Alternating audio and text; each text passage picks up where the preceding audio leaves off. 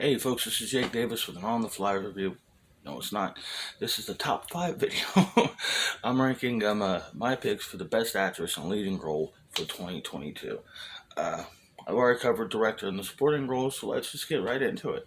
Number five, I would say Saoirse Ronan for See How They Run. She plays this enthusiastic but overzealous rookie cop. Um, who's teamed up with an alcoholic inspector to try to solve the murder of a producer at a local playhouse. Uh, she's just really, really charming and very funny. It's obviously it's really a predictable movie. I mean, when it's someone trying to write an original script that's clearly a throwback to Agatha Christie's novels and mysteries, you can figure out where it's gonna go. Uh, but it doesn't change the fact that she was just delightful and stunning and just yet another wonderful performance from this very talented young actress. Number four, Daisy Edgar Jones in Where the Crawdads Sing. Now, Crawdads is definitely a serious chick flick, but it's a good one nonetheless. Daisy plays this girl in the early to mid 20th century. She plays a girl who's basically raised herself after her parents abandoned her. She's grew up on the bayou. She develops a relationship with a new rich man, with a rich man whose family is new in town. When he dies suddenly in an accident, the family needs somebody to hold accountable. So kangaroo trial starts with between basically the rich outsiders who demand someone's head against this outsider, this girl who doesn't really connect with anybody, being thrown under the bus for this man's death. It's a very interesting movie, very good movie with terrific performances from Davy Edgar Jones as well as David Strathairn in this as his lawyer. Number three, I would say Kate Blanchett in Tar. I thought Tar personally was a very long-winded movie and sure to get through, but oh my god, it is a powerful performance from Blanchett, one of the best of her entire career, and basically has solidified to me she's the greatest actress of all time. Her monologues just commands the attention and the screen anytime she speaks, anytime she's on screen at all. Lydia Tarr is a world famous maestro, and she's about to hit new levels of fame and immortality with a new memoir that's coming out, as well with this epic reproduction that she's working on of this massively complicated piece. When some dark truths about her past start coming through, not only did she lie a lot about her background and her family and in her memoirs, but certain students of hers are now coming forward talking about how they were groomed as young pupils of hers, and it's all true. It's a very great movie. It's a great performance, and not that impressive movie, frankly. But it's wow, is she great in it? Number two, one Mia Goth. Oh, now this is a cheat, just like with Eds. I mean Ty West. This is for both films, Eds and Pearl. It is wonderful companion pieces where the films are very different styles. Um, Pearl's over the top and theatrical and dramatic and almost Hitchcockian, where X is very grisly and very much grindhouse vibe to it. Both movies trying to complement the eras that they take place in.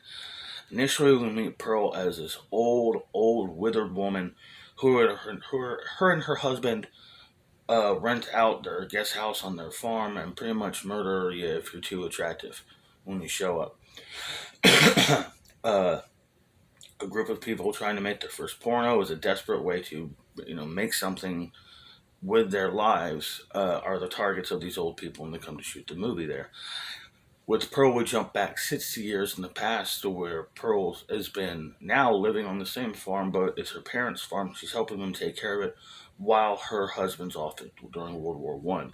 After a projection that shows her a dirty movie, and her sister-in-law tells her about these auditions for uh, a traveling dance troupe gets in her head. She decides that she's going to win that audition and she's going to become a star, and she will kill anybody who even tells her it might not be a good idea.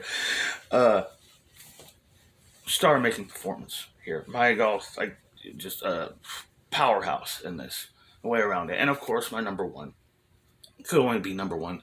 It's Michelle Yeoh for Everything Everywhere All at Once. This is one of the most powerful films to come out of Hollywood in a decade.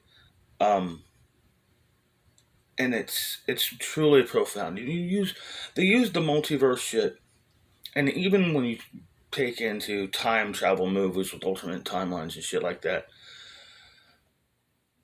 it's usually always about this how different things would be, how different the world would be, and it's never really too much of an emphasis about you.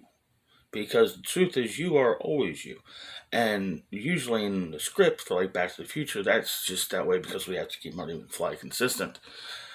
But in this, it's more profound. It's studied. It's looked at. While in one world where she'd be super famous and a set symbol, she'd still be just as lonely as she is now. In another world where she's a renowned and celebrated chef, she'd be just as bitter as she is now because the problems in her life aren't what she succeeded, failed at. It's what she did with what she has. It's how she feels about herself and her life and her people. And it is her who has to change and grow and be better. And that ending, that bit at the end, I'm learning to fight like you, that moves me. So touching, so brilliant. And it is a movie about empathy, and where every other action movie ever made, no matter how uh, thought provoking it attempts to be, it ultimately is going to end with a fist fight or a car chase or a shootout. This movie made it very, very clear you don't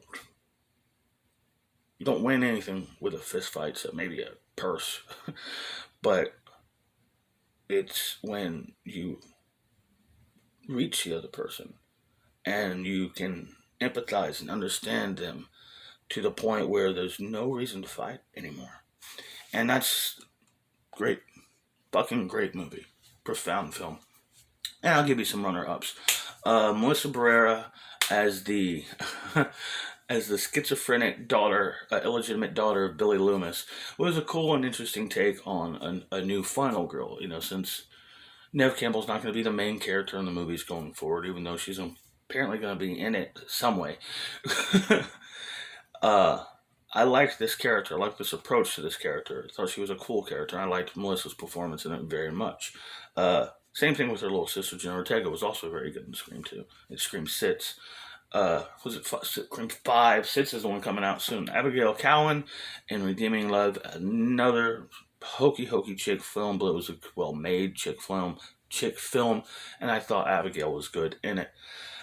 Sophie Hakila as the obsessive mother in Hatching. Thought Hatching was a weird horror movie. I did enjoy it. About a little girl who finds an egg, mysterious egg in the woods, and has a new mysterious pet her parents don't know about. Both Mandela Stenberg and Marina Bakalova gave very charismatic performances in Bodies, which was a very fun film. Nathalie Emmanuel in The Invitation. I had a lot of fun with that stupid fucking movie, and I think Nathalie is an excellent actress. Unique beauty, and I'd love to see her get more leading roles. Margot Robbie in Amsterdam. I know it wasn't a good year box office wise for Margot Robbie, but she gave a classic movie star performance in Amsterdam and was like a timeless beauty. She reminded me of Elizabeth Taylor in it. Uh, Lauren Lavera in Terrifier 2. Terrifier 2 is a silly, stupid ass movie, but I thought she was really fun in that film. And finally, Anya Taylor Joy and The Menu. Another really fun, very entertaining, very unique, and enthusiastic movie. A movie with an idea, a movie that just zones in on itself and delivers an entertaining well-made film. And yeah, I hope you all enjoyed this. I wanted to rush it, get through it, get it shot, get it out there before I had to go to work, and I got another day behind. I'm Jake. It's my first day with my new tongue. I'm Jake Davis, and I'll catch you on the fly.